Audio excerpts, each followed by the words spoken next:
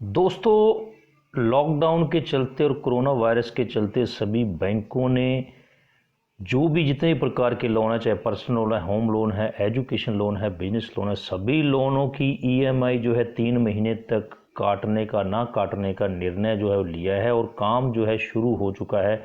और credit card भी इसकी संख्या में, क्रेडिट कार्ड का भी बिल जो है वो भरना नहीं पड़ेगा।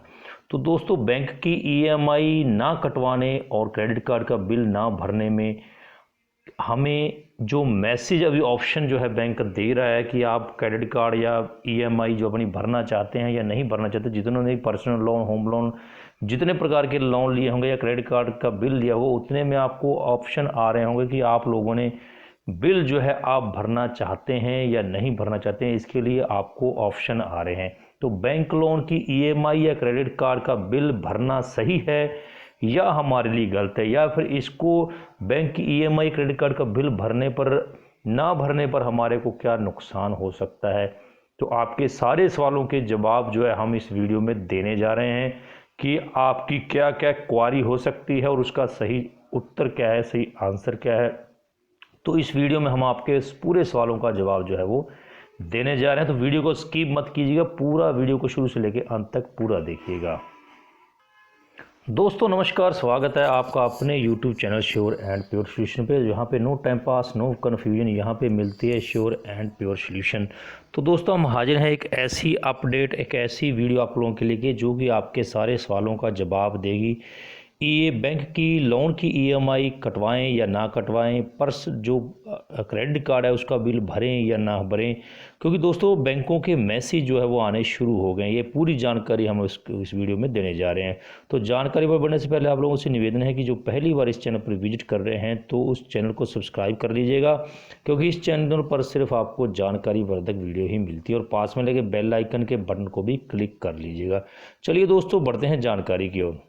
दोस्तों, क्रेडिट कार्ड की बात हम करें तो मैसेज जो है क्रेडिट कार्ड का आ रहा है, जैसे इसका इंग्लिश में आया था इस प्रकार से, तो हम आपको हिंदी में इसका रूपांतरण जो है दे रहे हैं कि आरबीआई के कोविड-19 के विनियामक पैकेज के अनुसार एसबीआई कार्ड धारक, यानी कि ये क्रेडिट कार्ड का आया है मैसेज, 31 मई 2020 तक क्रेडिट कार्ड का बकाया के भुगतान पर रोक लगा सकते हैं। इस अवधि के दौरान बकाया राशि पर लागू ब्याज जारी रहेगा और अन्य विवरण के लिए अपनी पात्रता की जांच कर सकते हैं। इस प्रकार उन्होंने ये ऑप्शन दिया है कि आप 31 मई तक आपके बिल की जो है वो रोक करवा सकते हैं। आपके पास ऑप्शन है, आप भरना चाहते हैं या नहीं भरना चाहते हैं। तो इसी प्रकार से दोस्तों, ये एचडीएफसी बैंक है, उसकी जो हमने जो लिया था, एक व्हीकल लिया था, उसकी लोन की किस्त के ऊपर आया है कि एचडीएफसी बैंक की ईएमआई के बारे में महत्वपूर्ण घोषणा।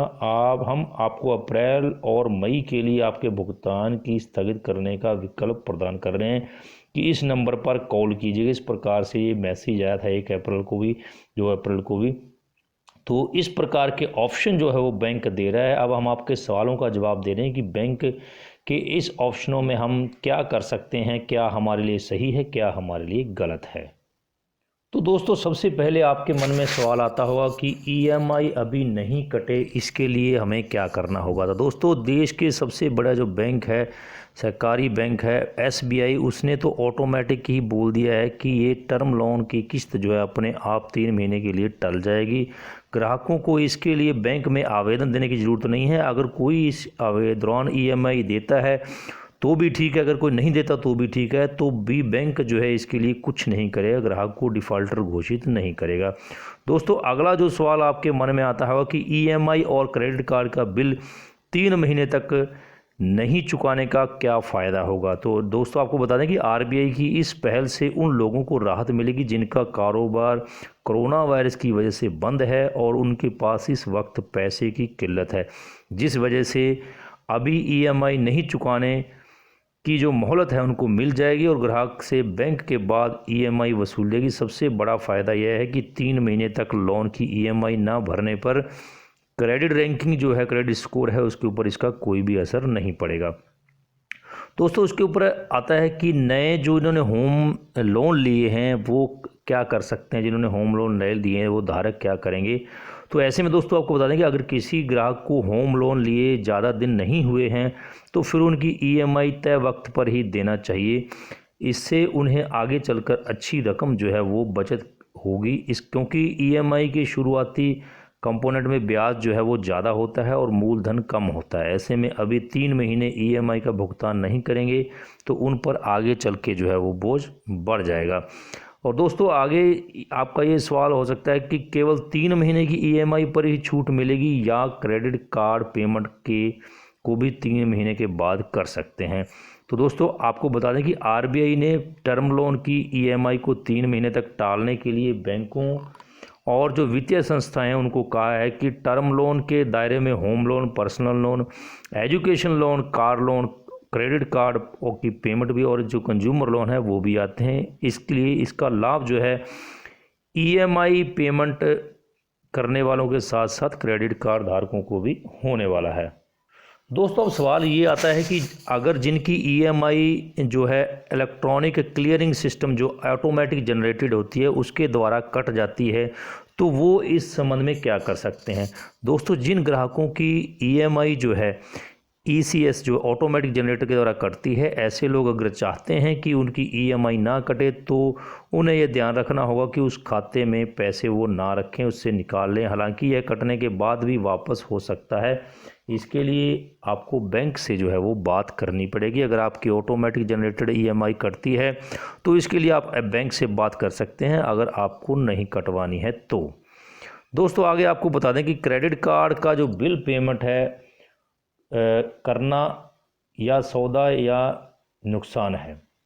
तो क्रेडिट कार्ड का बिल जो है उसको आप भरेंगे, उसका आपको नुकसान है या फ़ायदा है, इसके बारे में आपको बता दें कि क्रेडिट कार्ड धारकों को पेमेंट अभी भी वक्त पर जो है वो कर देना चाहिए। अगर आप लोगों के पास पेमेंट है तो आपको चूकना नहीं चाहिए, क्योंकि इससे आपको काफ़ी बचत हो सकती है। क्योंकि अगर 3 महीने तक ईएमआई जो ग्राहक जो है वो कार्ड की पेमेंट नहीं करता है तो फिर चौथे महीने में आपको पिछले 3 महीने के अमाउंट के साथ साथ जो है ब्याज भी चुकाना पड़ेगा। और आपको पता है कि बैंक जो है वो क्रेडिट कार्ड पर मनचाहे तरीके से जो है वसूल करता है ब्याज, और यह ब्याज वो 40% तक भी हो सकता है। ऐसे में ग्राहक ब्याज की जाल में फंस जाएगा। और अच्छा और बेहतर विकल्प आपके लिए यही है कि आपको समय से ही क्रेडिट कार्ड का बिल जो है वो भुगतान कर देना चाहिए अगर आप लोगों के पास पैसा है तो। अगर नहीं है तो फिर आप 3 महीने तक के बाद में उसको टाल सकते हैं। आगे दोस्तों आपको बता दें कि किन 3 महीनों में ईएमआई पर छूट मिलेगी। ऐसे में दोस्तों कईयों के सवाल रहते हैं कि ईएमआई पर जो है किन 3 महीनों में जो है वो छूट मिलेगी, कि हम जो है बैंक की ईएमआई जो है वो कैसे हमारे को, जैसे 1 मार्च 2020 से ये छूट जो है 31 मई 2020 तक जो है पड़ने वाली ईएमआई पर लागू होगा। अगर मार्च में आपके भुगतान कर दिया है आपने ईएमआई का, अगर मार्च में आपकी ईएमआई कट चुकी है तो लोन की ईएमआई पर मिलने वाली छूट जो है वो आपको अप्रैल से मई तक मिलेगी। यानी कि 3 महीने मार्च, अप्रैल और मई मिलना था। अगर मार्च में आपने अपनी ईएमआई का भुगतान कर दिया तो आपको सिर्फ जो है 2 महीने ही ईएमआई की जो पेमेंट है उसके ऊपर छूट मिलेगी। अप्रैल और मई के महीने में केवल सिर्फ 2 महीनों पर ही आपको जो है वो ईएमआई नहीं चुकाने की छूट जो मिलेगी, अप्रैल और मई में।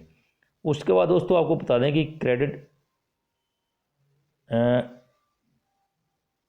दोस्तों कईयों के ये सवाल रहते हैं कि अगर ईएमआई जो है अपने आप नहीं कटेगी तो फिर जो है बैंक मैसेज क्यों भेज रहा है। जैसे ये हमें मैसेज आया था जो स्क्रीन पे आप देख रहे हैं, इस प्रकार के मैसेज क्यों भेज रहा है बैंक।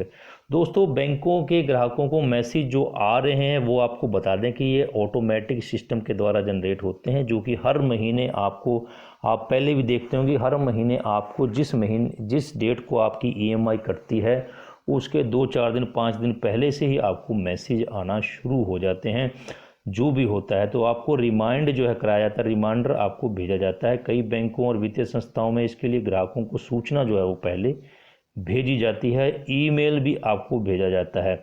आपकी सुविधा के लिए है ये, इसका आपको ऑप्शन जो है वो बैंक दे रहा है कि आपने जो है अभी ईएमआई कटवानी है या नहीं कटवानी है उसके माध्यम से।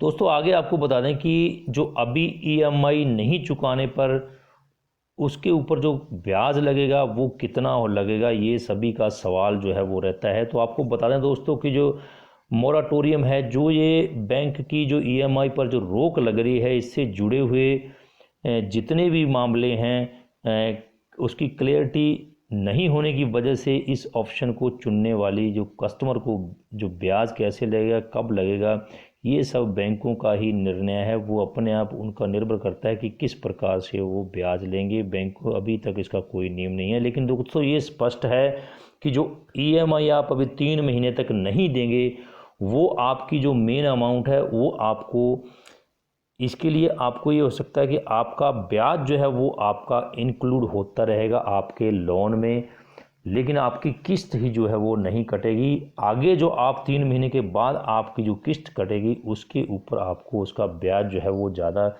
मिलेगा।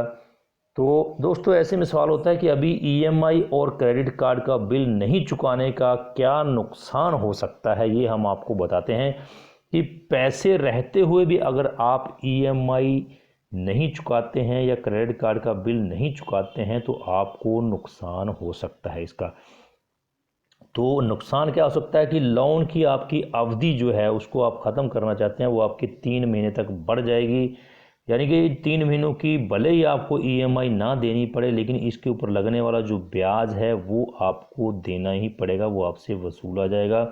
और आगे चल के जो है आपको ईएमआई के साथ साथ ब्याज को भी एडजस्ट किया जाएगा।